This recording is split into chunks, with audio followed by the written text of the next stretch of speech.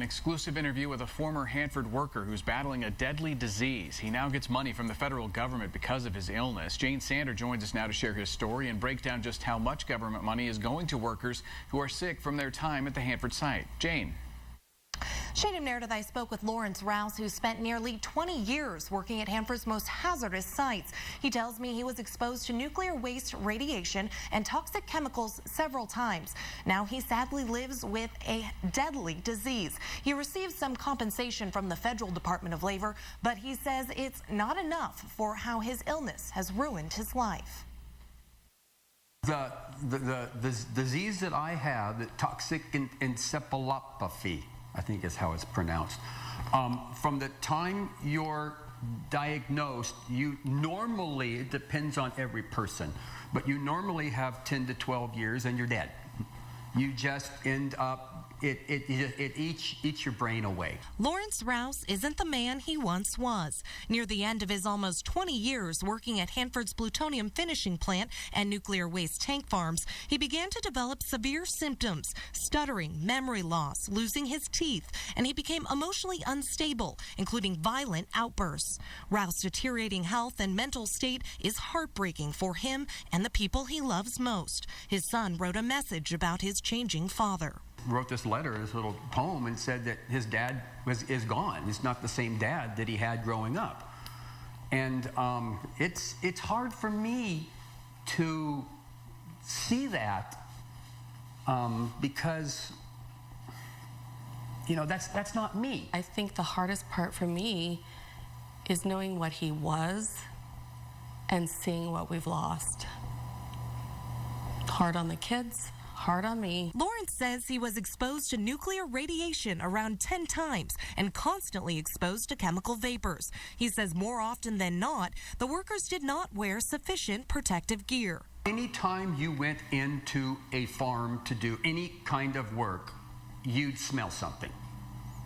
Sometimes it would be a little one.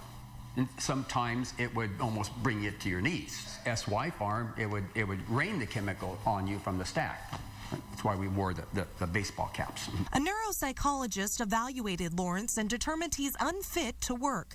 He says the Washington Department of Labor and DOE denied giving him money.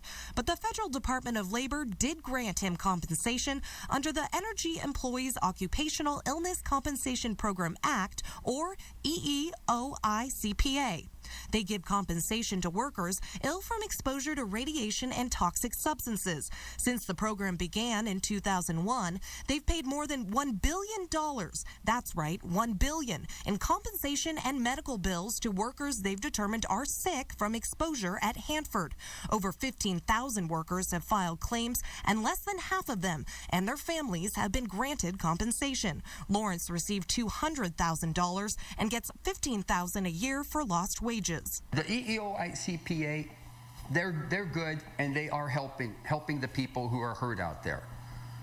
But it's not enough if you can't work for the rest of your life. This is a little pittance. You accept it. Basically, you're saying, I need that money more than I need to fight the company. The EEOICPA acknowledges the likely cause of his illness, but Lawrence and his family wants the DOE to acknowledge what's happened to him as a result of his years at Hanford.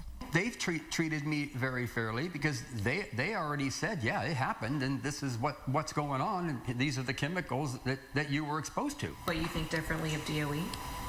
Oh, no, DOE denies everything. And DOE has always denied everything. And that's not going to change. Since the EEOICPA became law in 2001, they have paid sick workers from energy work sites nationwide $10 billion. Meanwhile, more Hanford workers continue to file claims for illnesses they say they developed from working at the Hanford site. Live in the studio, Jane Sander, NBC Right Now. Thank you, Jane. Well, 3 people are transported to Trios Health after the driver of a car